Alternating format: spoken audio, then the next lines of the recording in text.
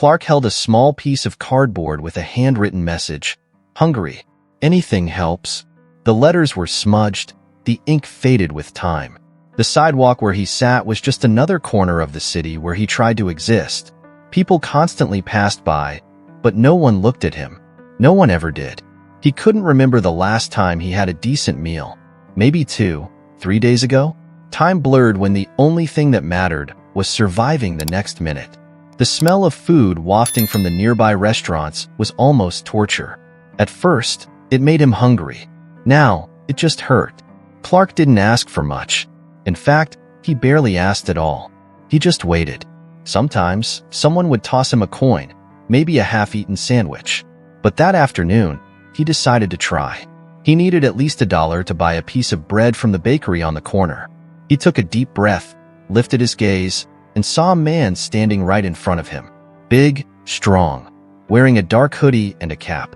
His face was partly hidden behind sunglasses. Clark was already bracing himself for a polite no, or worse, being ignored like always. "Sir, do you have $1?" His voice came out low, hoarse, almost hopeless. The man remained silent for a moment. Then, he crouched down to Clark's level. $1? He repeated, as if considering the request. Clark waited. The man reached into his pocket. This was it. Maybe a coin, maybe nothing. Clark knew better than to expect much. But then, instead of pulling out money, the stranger looked straight into his eyes and said something that made Clark forget to breathe. "How about we fix this the right way?" Clark blinked, confused. He had asked for $1. That was it. But this tall man in a dark hoodie and cap spoke as if he was offering something much bigger. "What do you mean?" Clark asked, frowning. The stranger didn't answer right away. He just stood there, looking at him, as if making up his mind about something. Clark wasn't sure how to react. When you spend so much time being ignored, any act of kindness feels suspicious. The man glanced down at the cardboard sign on the ground. "Hungary. Anything helps. Have you eaten today?" he asked. Clark felt his stomach twist. He could lie. Say yes, that he was fine, that he just needed some change. But what for? He was tired of pretending he didn't need help. "It's been a while," he muttered. The man gave a small smile. "You like barbecue?" Clark's eyes widened. He wasn't sure he had heard that right. It had been so long since he'd had real food that even the word barbecue felt like a distant memory. Yeah," he answered hesitantly. The man reached out his hand. "Then get up. Let's fix this the right way." Clark stared at that firm, clean hand, so different from his own, dirty and worn from life on the streets. He didn't want to take it. Something inside him screamed not to trust, not to hope. But before he could decide, his stomach growled loudly, breaking the silence. The stranger chuckled, not in a mocking way, but like someone who understood. "Come on, man. I've been hungry before. I know what it's like." Clark took a deep breath. He could refuse, stay there on that sidewalk, waiting for a miracle that never came. Or he could take that outstretched hand and see where it led. He swallowed hard and, finally, grabbed the man's hand. It was only when they started walking that Clark noticed something strange. People on the street began staring. Some even pulled out their phones, subtly pointing them at the man beside him. Clark tensed. "Why are they looking at us?" The man smirked and slid his sunglasses down just a little. "Maybe because they know me." Clark stared at his face, studying it more closely. And then, suddenly, his heart pounded. "Wait a minute, you're?" The man raised his eyebrows, amused by Clark's reaction. "Yep." Clark felt his legs go weak. He knew that face. The world knew that face. But what was someone like him doing here, helping a complete stranger on the street? Clark was still trying to process it. The man walking beside him, leading him down the sidewalk like they were old friends, wasn't just some random stranger. He was famous. Really famous. But why would someone like him waste time helping someone like Clark? "You're joking, right?" Clark asked, still in disbelief. The man chuckled. "No, man. It's really me." Clark felt his face heat up. He wanted to say something, but the words wouldn't come out. It all felt like some kind of mix-up, maybe a hidden camera prank. It wasn't until they stopped in front of a restaurant that Clark realized this was real. It was a big place, well lit, with the rich aroma of grilled meat filling the air. The kind of restaurant Clark would never have dared to step into. Just looking at the crisp white tablecloths, the well-dressed customers, and the waiters moving swiftly between tables made him want to turn around and leave. I can't go in there," he muttered. The man turned to him. "Why not?" Clark glanced down at himself. His stained hoodie, ripped jeans, worn-out shoes. He didn't need to explain. The man shrugged. "Doesn't matter. Come on." Before Clark could argue, the restaurant door swung open, and they stepped inside. The smell was even stronger in here, with smoke, juicy meat, tangy barbecue sauce. Clark's stomach growled so loudly he was sure someone had heard it. And someone had. A waitress looked at them, her expression a mix of surprise and shock. First, because she recognized the famous man. Second, because she saw Clark standing beside him. "Oh my God," she whispered, covering her mouth. The man just smiled. "Relax, we just want to eat. Got a good table for us?" She hesitated, glancing at Clark, then at the rest of the staff, as if waiting for someone to tell her this wasn't allowed. But no one said a word. "Of course, follow me." They sat by the window. Clark could barely breathe. Everything felt wrong. He didn't belong here. But then, the waitress placed 2 menus on the table. Clark stared at the paper, unsure what to do. He didn't know how to order food in a restaurant. He had no idea how much things cost. And honestly, he was afraid to ask for anything. The man noticed. "Don't stress, man. Get whatever you want." Clark swallowed hard. "Maybe just a burger." The man shook his head. "No way. Today, you're having real barbecue." He turned to the waitress and said something that made Clark's eyes go wide. "Bring the biggest plate you've got. Everything. Brisket, ribs, baked beans, cornbread, fries, mac and cheese, and an ice-cold Coke." Clark felt a lump form in his throat.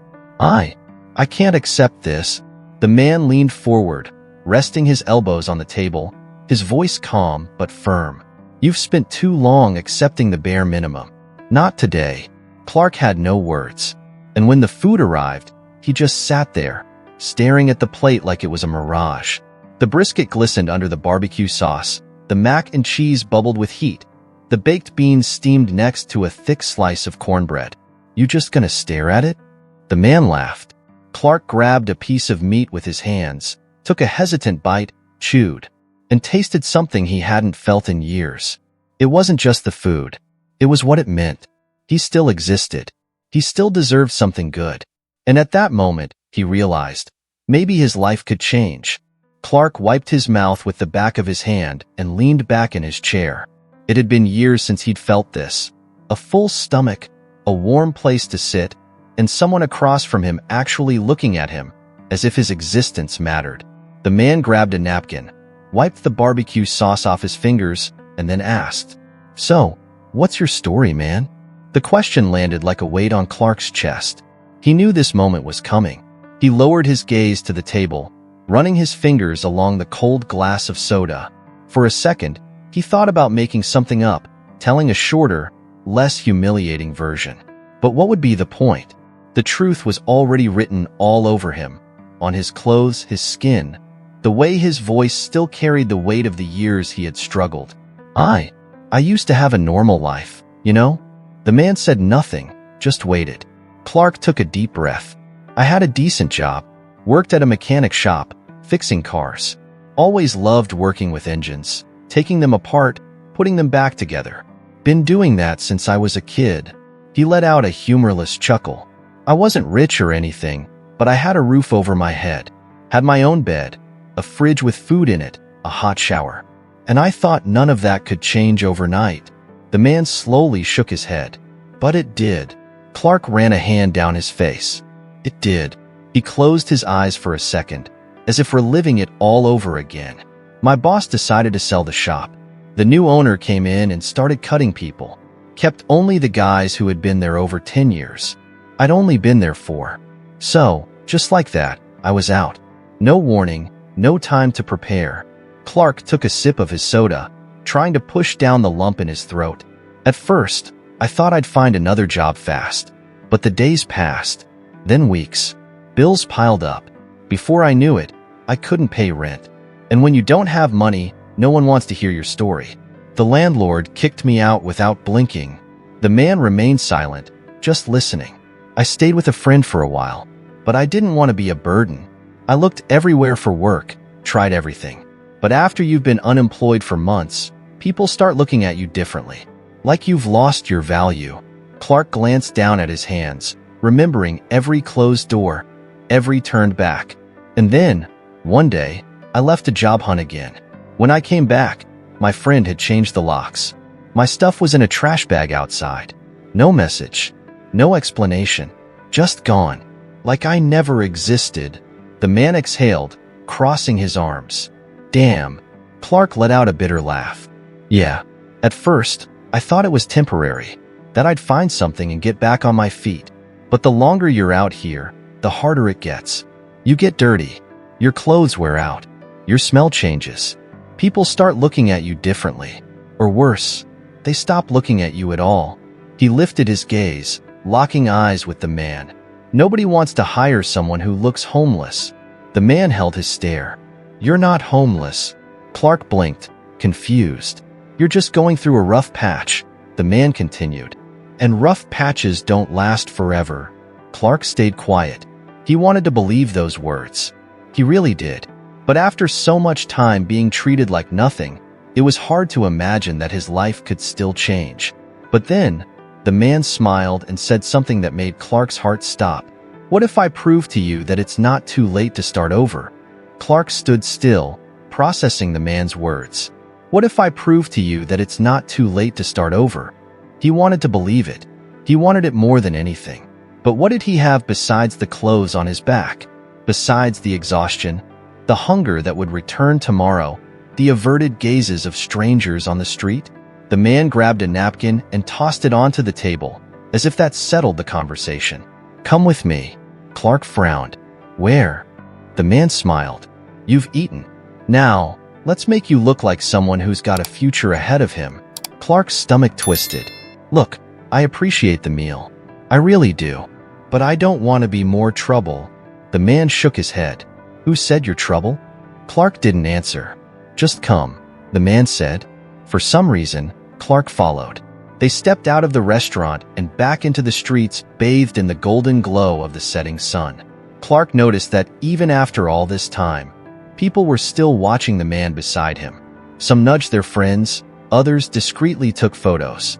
Clark shoved his hands into the torn pockets of his hoodie. He still didn't understand why this famous man was wasting time on him. After a few blocks, they stopped in front of a barber shop. But not just any barber shop. The leather chairs gleamed under the bright lights. Barbers in sleek black aprons worked with precise movements, and well-dressed customers chatted while getting their hair trimmed to perfection. Clark's feet refused to move forward. I can't go in there. The man turned to him. And why not? Clark glanced down at himself. His dirty clothes, his unkempt hair, the beard that hadn't seen a razor in years. Because he hesitated. The man raised an eyebrow. You're what? Clark swallowed hard. I'm a guy from the streets. The man slid his hands into his pockets. Wrong. You're a guy who needs a haircut. That's it. Clark looked at the barbershop again. He could feel the stares from behind the glass. The fear of judgment tightened in his chest. They're not gonna want to cut my hair. The man let out a quiet chuckle. You want to bet? Before Clark could stop him, he opened the door. The air filled with the scent of aftershave and fresh shampoo. Every barber turned to look. Clark felt the weight of the silence. But then, the man spoke. My friend here needs a fresh cut. Who's got him? One of the barbers, a middle-aged man in a spotless apron with a pair of scissors tucked into his pocket, stepped forward. I got him. Clark blinked, stunned. For real? The barber smiled. Yeah, man. Get in here. We'll have you looking sharp in no time. Clark turned to the man who had brought him here. He still didn't understand. It still felt too good to be true. But even so, he took his first step inside. Clark had never set foot in a place like this. The floors shined under the bright lights. The chairs were wide, comfortable, the kind that swiveled smoothly. Floor-to-ceiling mirrors reflected well-dressed customers getting sharp, precise haircuts. And now, he was here. The barber pointed to one of the chairs. "Go ahead, have a seat." Clark hesitated.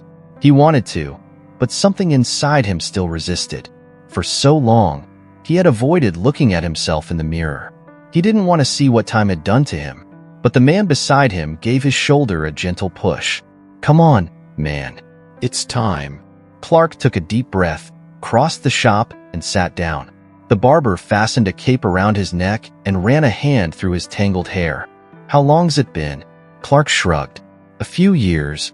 The barber grabbed a pair of scissors and started cutting. Heavy, dirty clumps of hair fell to the floor. With each snip, Clark felt the weight of his old life dropping away. After the cut came the straight razor. When the blade touched his skin, he tensed. But the barber's hands were steady, experienced. "Relax. I've done this 1,000 times." Clark closed his eyes. The sound of the razor scraping against his overgrown beard was almost hypnotic. The warm water, the scent of shaving cream. It all reminded him of a life that felt so far away. When the barber finished, he slowly turned the chair. "All done. Now take a look at yourself." Clark lifted his gaze to the mirror and forgot how to breathe. The man staring back at him didn't look like him. His once filthy, unkempt hair was now short and neatly styled. The face that had been hidden beneath a thick, tangled beard was clean, sharp. His skin looked younger, his features more defined. He lifted a hand to his own face, as if needing to feel that it was real. The man who had helped him grinned. "Told you. All you needed was a haircut." Clark blinked, still struggling to process it. But before he could say a word, the man threw out another challenge. "Now that you look like a whole new person, there's just one thing missing." Clark turned to him. "What?" The man smirked and nodded toward the door. "New clothes." Clark's eyes widened. "No, man. You've done enough. I can't accept this." The man crossed his arms. "Yes, you can. And you will." Clark opened his mouth to argue. But deep down, he wanted it. More than anything. Clark was still processing his own reflection in the mirror when he felt a tap on his shoulder. "Let's go," the man asked, motioning toward the door. Clark glanced down at the floor, where strands of his old hair were still scattered. That was the trail of the man he had been for the past few years. But now, looking at his clean-shaven face, he looked like someone new. "Where to?" he asked, though he already knew the answer. The man chuckled. "To get you some decent clothes." Clark shook his head. "Man, listen. I've already taken up too much of your time. You've already spent enough on me. I can't." The man simply started walking toward the barbershop door. "Then don't." "But you will." Clark felt a knot tighten in his stomach. He didn't want to seem ungrateful, but accepting help had never been easy. Still, his feet moved. They walked a few blocks until they reached a clothing store. It wasn't high-end, but everything was new, neatly folded, clean. Just standing inside, Clark felt a weight press against his chest. How long had it been since he got to choose his own clothes? How long since someone looked at him as more than just a problem on the street? The man grabbed a shopping basket and placed it in Clark's hands. "Pick whatever you want." Clark glanced at the racks. So many choices. Shirts, jackets, jeans, shoes. He hesitated, then grabbed a plain t-shirt and placed it in the basket, still unsure. The man sighed. "Dude, this isn't a punishment. Pick something that makes you feel good." Clark looked at him, then at the store. He took a deep breath. He walked over to the jeans section and picked out a new pair. Then, a long-sleeved shirt. In the end, he grabbed a thick jacket, a pair of sturdy shoes, and a pack of socks. At the register, Clark felt uncomfortable. But the man handed over the clothes without hesitation, pulled out his wallet, and paid without a second thought. The cashier's eyes widened. "Wait, you're?" The man just winked. "Shoo. Pretend you didn't recognize me." She laughed and scanned the items. When Clark took the bags, a strange tightness formed in his chest. He couldn't remember the last time he had something that was his. "There we go. Now you're set." The man smiled.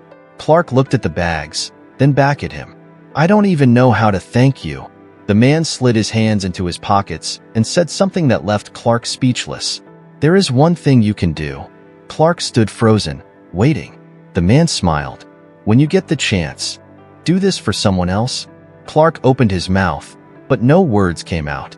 For the first time in years, he felt like maybe he had a future. Clark stepped out of the store, gripping the bags tightly, as if afraid they might disappear. The smell of the new clothes was unlike anything he was used to.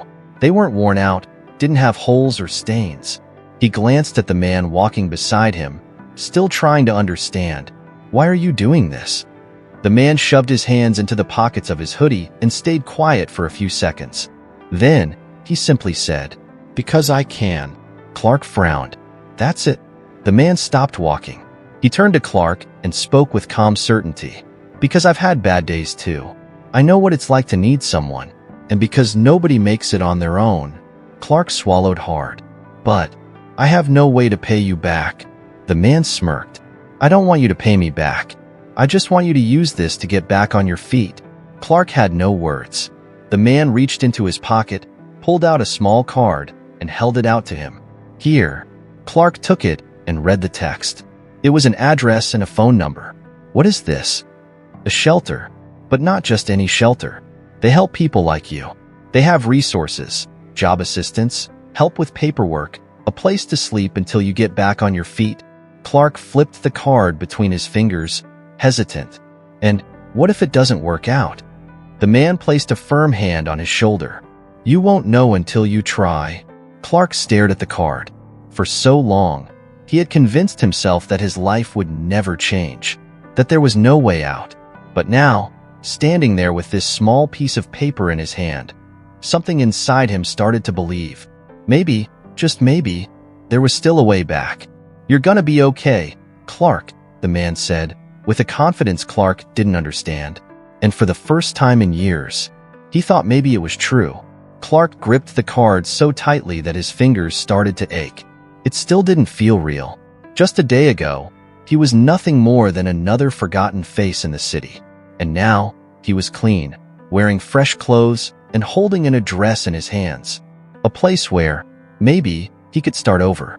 The man beside him crossed his arms and studied him. "So, what are you gonna do now?" Clark licked his lips, still searching for the right words. "I guess I'll check this place out. See if it's real." The man chuckled. "It's real. But you'll only know for sure if you go." Clark looked at him for a moment. Then, without thinking, he held out his hand. The man smiled and gripped it firmly. "Thanks for everything. Just remember what I asked you." Clark took a deep breath. To help someone else one day. The man gave him a light slap on the shoulder. "Exactly. Now go. Don't let this just be a good day." Clark shoved the card into his pocket and started walking. He didn't look back. The shelter was only a few blocks away. A simple building, but well kept. Clark stopped in front of the glass door and took a deep breath. The muffled voices inside, the hurried footsteps, the smell of fresh coffee from the reception. It all felt so normal. What if they didn't accept him? What if this was all a mistake? He nearly turned around. But then, he felt the weight of the card in his pocket. He closed his eyes, gathered his courage, and stepped inside. Months passed. Time at the shelter moved faster than Clark had expected. They gave him a bed, warm meals, and something he never saw coming, a mechanic's course. With a certification in hand, he landed a small job at a repair shop. The salary wasn't much, but it was enough to rent a tiny room and finally move out of the shelter. Now, standing in front of the mirror in his cramped bathroom, Clark barely recognized himself. He was no longer the man who had held out his hand for $1 on that sidewalk. His face was fuller, his eyes no longer weighed down by exhaustion. The streets hadn't completely disappeared from him, but now they were just a distant memory. He picked up his phone and dialed the number from the card. When the voice on the other end answered, he smiled. "I made it." And on the other side of the line, the man laughed. "I knew you would." But Clark wasn't calling just to say thank you. There was something else. "Remember what you asked me?" The man went quiet for a moment. "I remember." Clark looked out his small apartment window. The streets below were packed with people. The wind blew cold that afternoon. Clark pulled his coat tighter around his body, walking slowly down the same street where everything had started. Every step carried memories. He knew exactly where he was going. The restaurant was still there. The air was thick with the smell of grilled meat, just like that day. But Clark didn't look at the elegant tables or the well-dressed customers. His eyes were locked on the sidewalk across the street. And there he was, a man, hunched over, clutching a worn-out piece of cardboard in his hands.